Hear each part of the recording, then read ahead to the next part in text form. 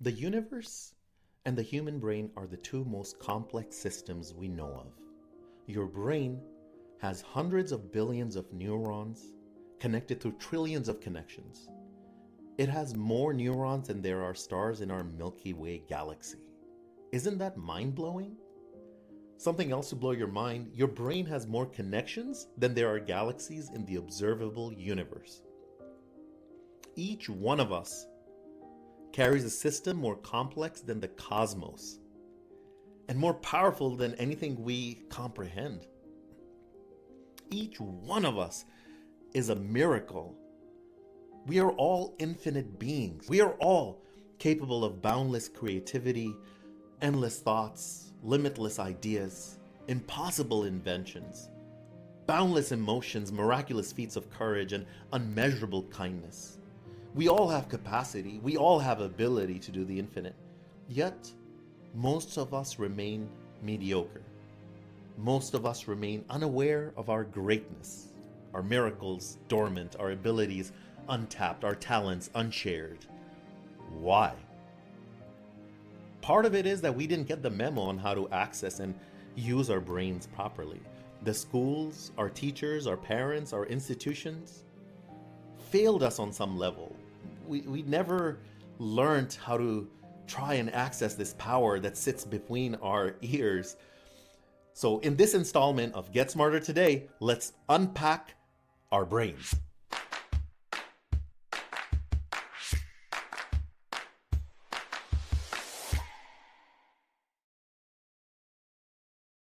It starts with the realization that you're not your brain and your emotions. You, as a person, are separate from the information and emotions occupying your brain.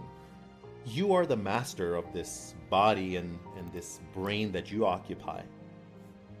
The key to attempting to master yourself is knowing that your brain simply brings you input.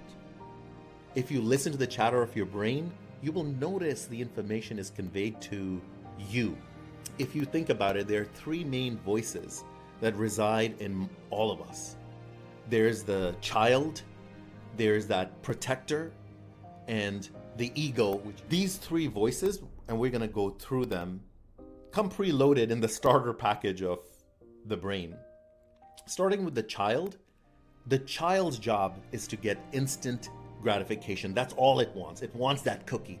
It wants you to watch another Instagram video. It wants you to watch the other Netflix episode. It wants that cheap dopamine hit.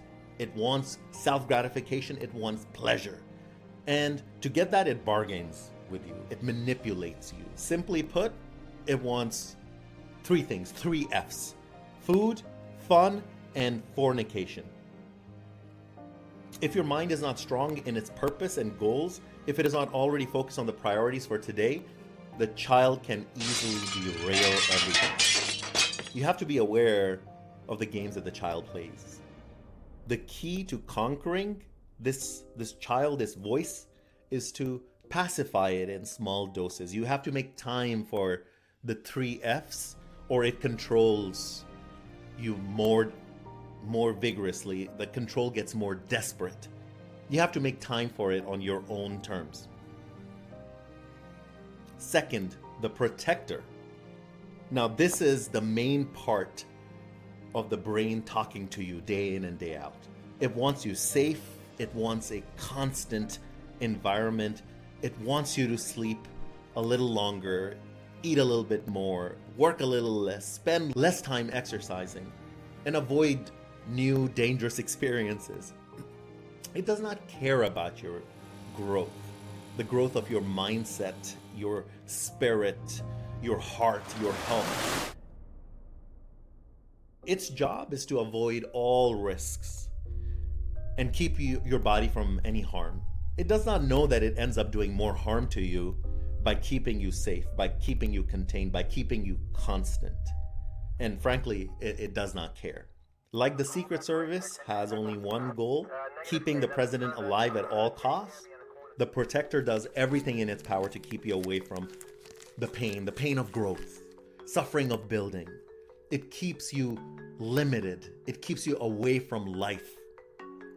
And you have to recognize that. The only way it stands down is if your life goals are made essential for your survival.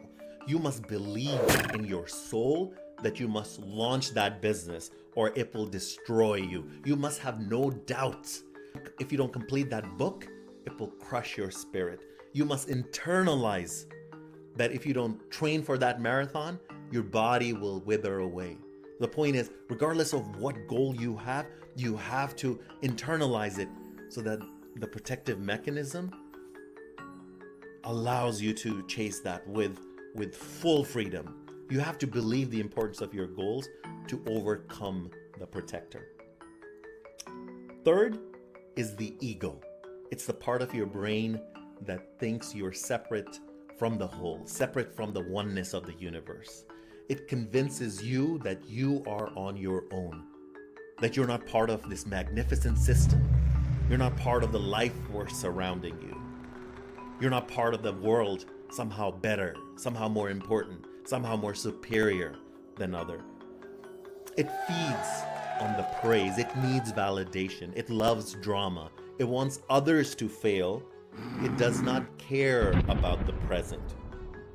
It wants most of your attention on the past or the future, because that's what it can control by hijacking your imagination. It is your biggest enemy. This is the biggest part of you that you must fight, that all of us fight. That's what all meditative practices and Eastern philosophies have spent eons unpacking. This part of you is what keeps the families of therapists financially secure. You and I only have one real fight, and this is it. This is the fight that rapper Mos Def, if you know, talked about in his song Eye Against Eye. It was a soundtrack for the movie Blade, one of my favorite, and Mos Def captures the essence of ego in his lyric, and I'm gonna ruin it by rapping it, and I'm gonna try anyway. So Mos Def says, eye against eye, flesh of my flesh, your mind of my mind. Two of a kind, but one would survive. My images reflect in the enemy's eye, and his images reflect in mine the same time. Eye against eye. Sorry about that. Thank you. So, in conclusion, brain is an instrument that you use to make sense of the world. The instrument is not you. You have to remember this, or you suffer unnecessarily by battling our thoughts, these voices. By being aware of the voices, we take power back for ourselves. Give the child appropriate attention so it doesn't hijack your agenda. Convince the protector that your goals are an existential need, and observe the ego so it is kept in check. Recognize the separation between you and the chatter that the brain brings to you. That realization is the start of your understanding of the brain. This has been your quick, rudimentary user manual for the brain. Enjoy the self-exploration journey, and good luck.